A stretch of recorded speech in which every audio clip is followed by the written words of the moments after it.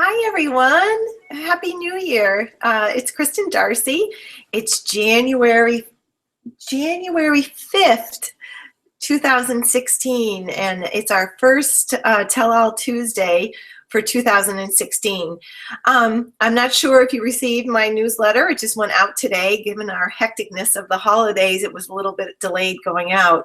But it really is this month and this time together for this next few minutes, it's really about creating and rewriting your story for 2016. And what I have found, the gap between the holidays, especially right before celebrating the new year, there was a lot of people in crisis. There was a lot of people uncomfortable, in pain, experiencing miscarriages and loss and financial issues that were unforeseen. And so as we sit here on the 5th of January, I'm hoping that we could talk about the rewriting, the rediscovering, and the revisiting of who you are and what are your heart's whisperings. Typically, I don't know if you read my books, but I talk about January 1st being really directive, really forceful in my life of, committing and writing, getting up early and writing down my goals. And basically back then, very much in the mind of dreaming, if that makes sense to you, really struggling and pushing the river, willing things to happen as opposed of being in a state of co-creation with your heart's desires. It was as if it was like a fear-based creation, if that was so. And it wasn't until within my past story about radically accepting what was and, moving forward and dreaming from there. It's very interesting, in my cohorts, my fellow spiritual coaches and astrological people, they talk about some of us waiting for someone to come in and rescue us from the pain or out of the pain. And I have to admit, I have been guilty of that. If it's sorry about that. If it's a systematic person coming in to help with a situation that's painful, or maybe, for me way back when it was, the silver bullet of maybe doing an IVF to create my family.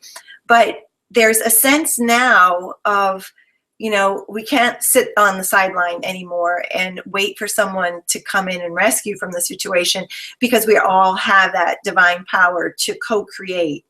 And what I've been feeling and what I've been hearing from my clients is, I think the way through to happiness, the way through to 2016 of being the happiness and of what everybody deserves, is really starting with the purging of what no longer serves you, those persons, place, and things in your life that are not of your highest and your best, that no longer serve you. It could be a relationship, it could be work associations, it could be a love relationship, whatever that part of your life that's no longer serving you.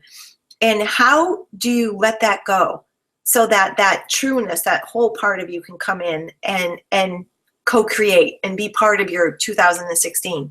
So I would like to suggest that you just take this quarter, January, February, and March, and really use this time to do that, to clear out all those thoughts or fears, to clear out whatever is not serving you in your life.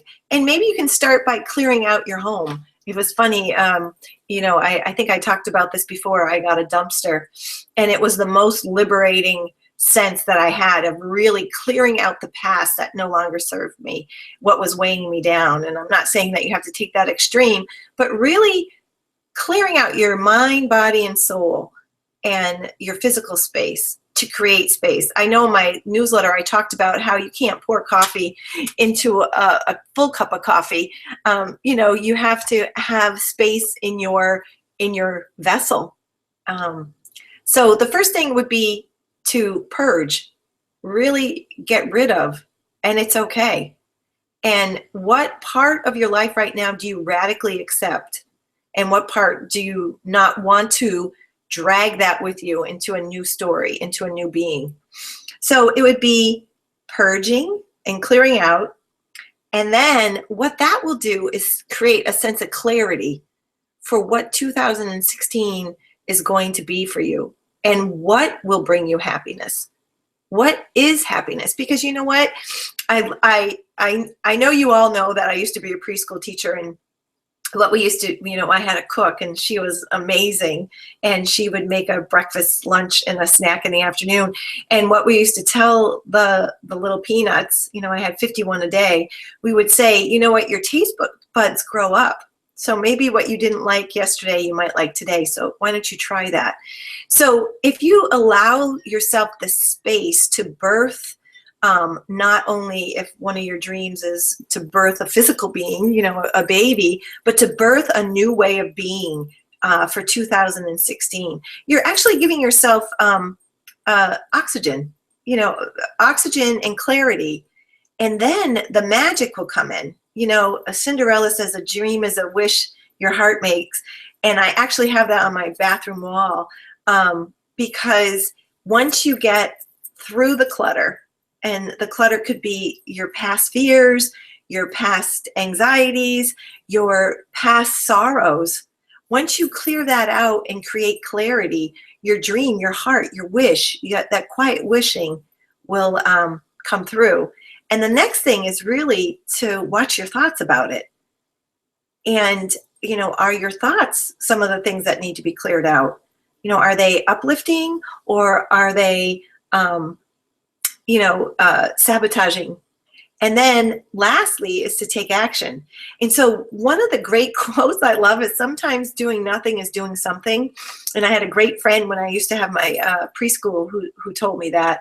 And you know what? Sometimes doing nothing is doing something, which allows for that openness to come in. And then you can take proper action to move forward. So I'm not sure if you received my newsletter, but all of what I'm talking about is really laid out step by step within the newsletter.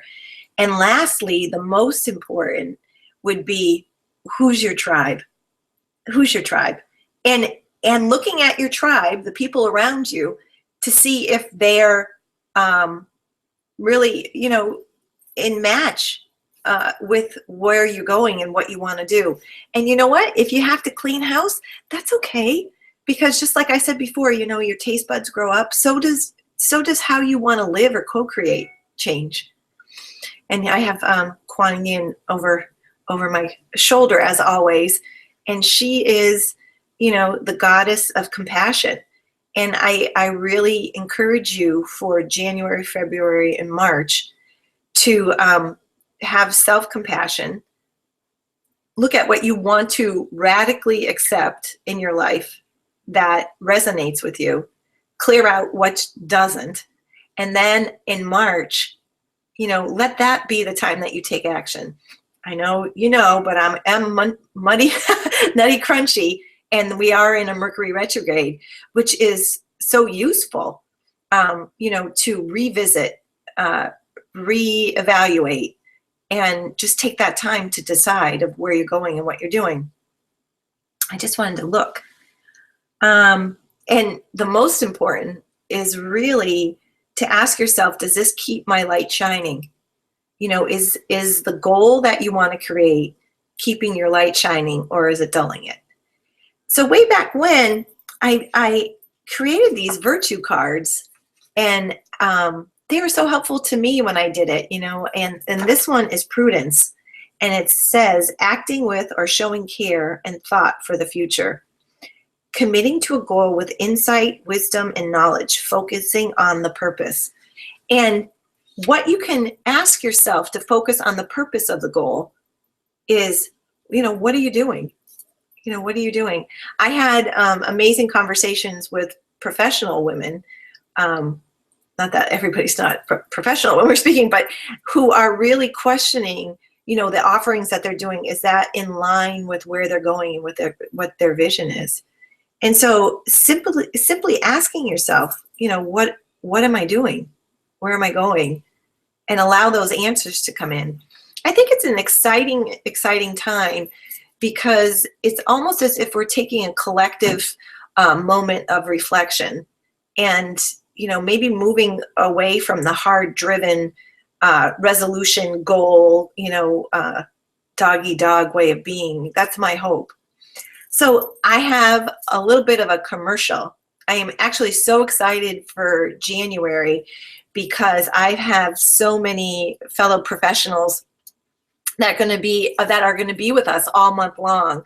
Dr. Vasiliki Morgiani will be here on the 19th, Tuesday, Tell All Tuesday, and she's going to be talking about PGD, which is genetic testing diagnosis for embryos. She's amazing. She actually moved from Boston, and she's in Virginia, and I'm so grateful that we're continuing our friendship and our working together, collaborating. And then on Tuesday, the 26th at noon for our Tell All Tuesday, we're having the author of Fertility Food, Optimizing Ovulation and Conception Through Food Choices. And it's the 10th anniversary of the book, and it's Dr. Grohl. So I'm so excited about this month coming up. And I'm excited for another reason.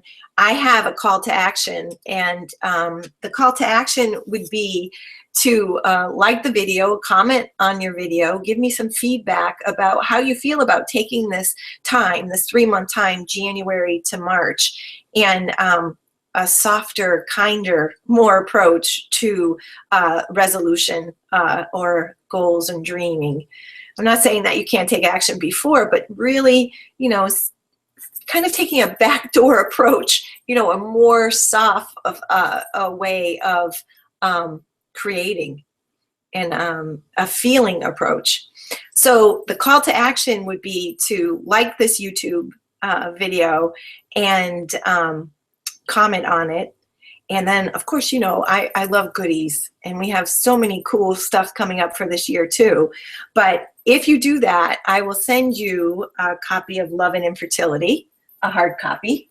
I have one right here ready to go, and all the virtue cards, and we'll talk about how you use those. And also, you win a free coaching session so that I could help you facilitate your goal planning or dream listing.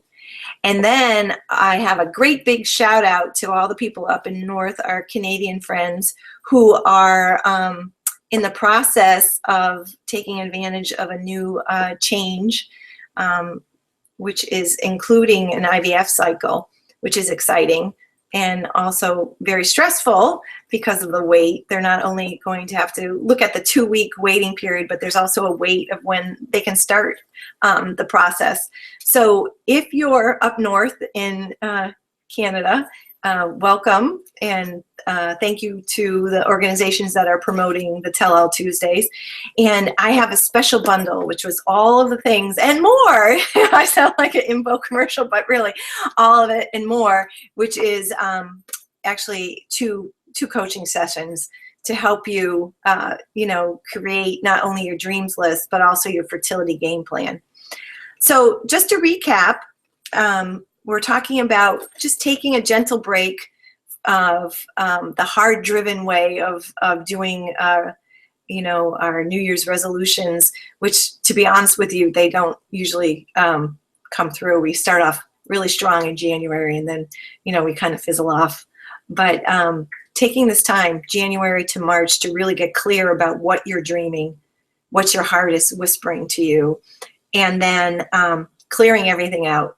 People, place, and things, what no longer serves you, and then allowing that clarity to bring up close to you,